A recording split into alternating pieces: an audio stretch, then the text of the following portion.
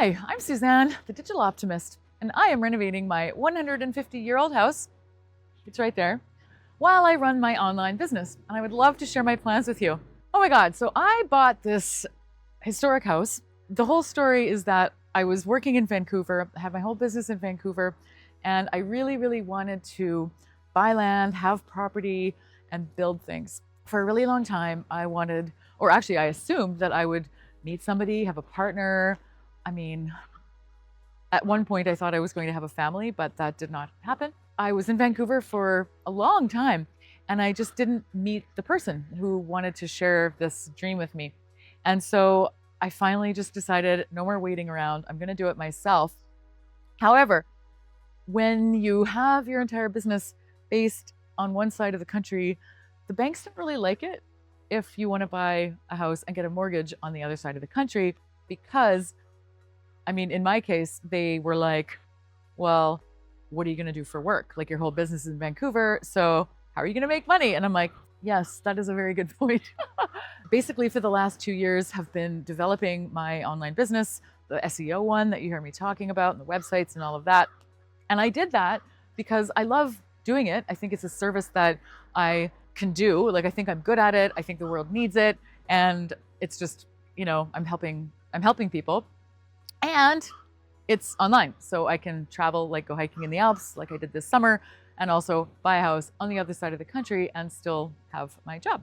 About the house, I kind of feel like there's a backstory, and I don't want to spend too long talking about it, but a friend and I, we were going to buy properties together, and I think I talked about that in another video, so I won't dive too deeply into that.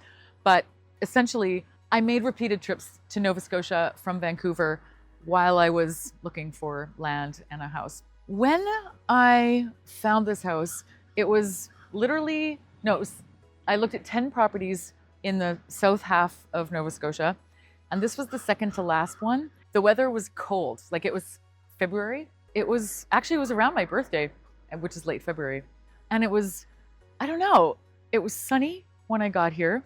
And I remember driving down the road, which is a slightly windy road next to a river, and it's very peaceful. Some context is that I had looked at other houses that day, actually over several days, I was looking at properties, and some of them were like way out there. The further away I was, the more I realized that I didn't want to be super far away from things. Like, I'm a social person. I also spend huge amounts of time alone, but I like being near the coffee shop and the yoga studio and some, activity. As I was driving down the road behind the realtor, it was really beautiful. And I could see that the houses were really nicely taken care of. Like, people in this neighborhood really care about their properties. And I like that. Like, they were well maintained. And it was a very pleasant experience. Even before I got to the house, I thought, I could see myself doing this drive every day. So we get to the house, and the first thing that struck me was the huge, high, tall ceilings. And maybe we'll put in some B-roll right here about what they look like. There's a road here. I don't know if you can hear that. You can probably hear that, but I am on a road. I didn't want to be on a road, but it's also not a highway. I'm okay with it, pros and cons. And you've seen probably other footage of the property, and if you haven't, then you should go look at it. But it's on a river. Key points about the property that made me fall in love with it are the huge high ceilings on the main floor, lots of space. Like, they had taken out, I would say, most of the furniture. They had already moved out, so it seemed spacious. And if there's two things I care deeply about, it is light and space. That is like the theme of my life. Light and space. I care deeply about reflections and how light appears. In fact, I almost should angle the camera that way because, we've got the sun and we've got modeled light. Just the light here is beautiful almost at all times. And so I'm absolutely in love with that. I could go on and on about the interior of the house, but it just felt like good vibes. There was good energy in the house. It had been in the previous owner's family for 90 years. I knew that they had loved this house and also taken care of it. And then the other thing is the size of the property. So it's not unmanageably big. It's actually not quite as big as I would have wanted it to be.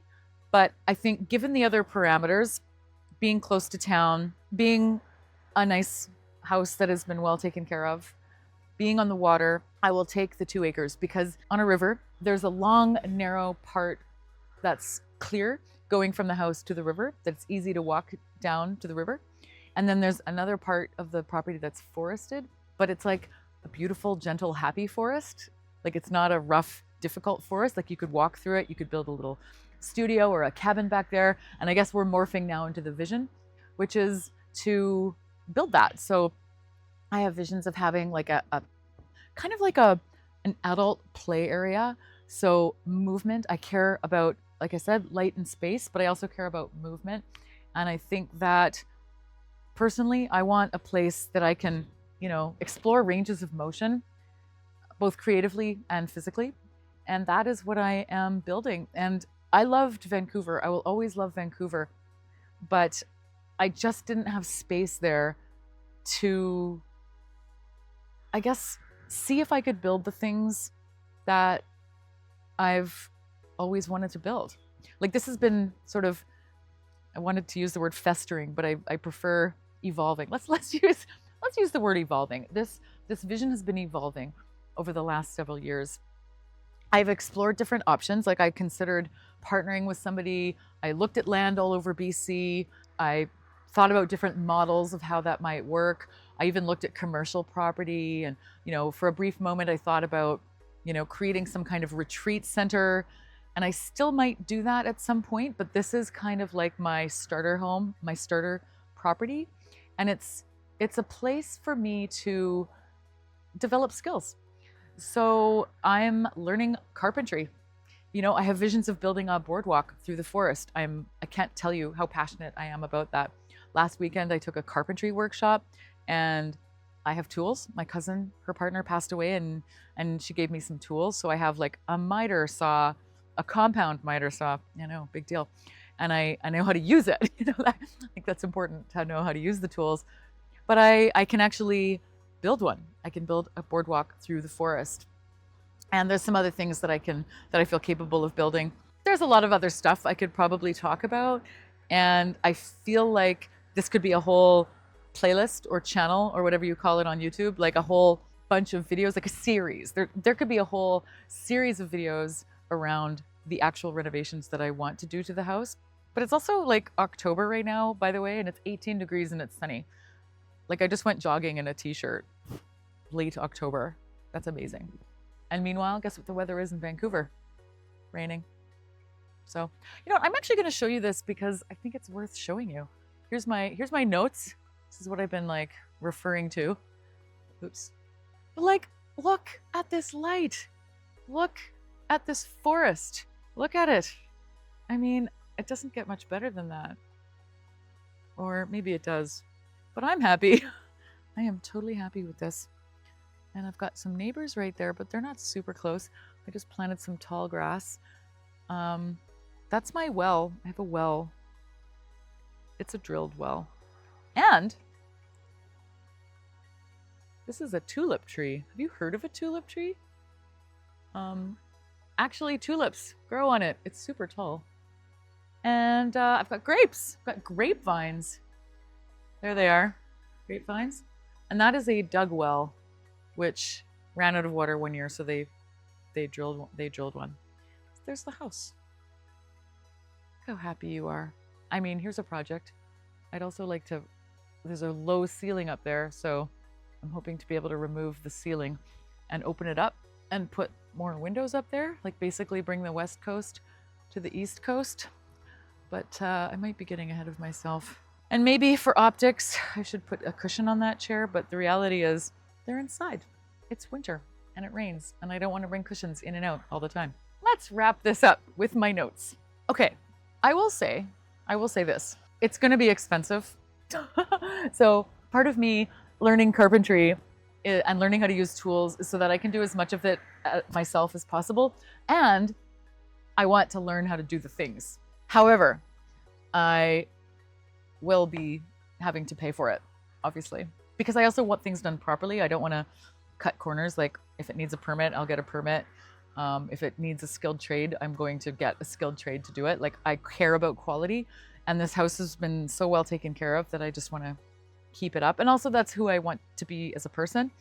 is somebody who cares about quality. So yeah, I might have to do some marketing for my business so that I can pay for my house. But on the other hand, I would never be able to do this in BC. Like, in order to buy a property like this with a house and a property on a river close to town, I mean, you just couldn't do it. I mean, it would be millions of dollars. So like, this is, I mean, I couldn't be happier about this. I just hope people come and visit. I have had one visitor so far, and I'd love to talk more about visitors, but let me know in the comments. Would you come visit? Would you come to rural Nova Scotia and stay at this place? I mean, you should. So that's a sneak peek into the renovating of my historic house.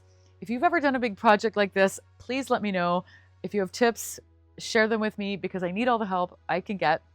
This is just the first episode of what will probably be many. So if you're interested in the journey, you know what to do. Subscribe, all the things, wherever they are. Click the buttons. Say yes to historic home renovations. Don't forget to stay optimistic, and I will see you in the next video.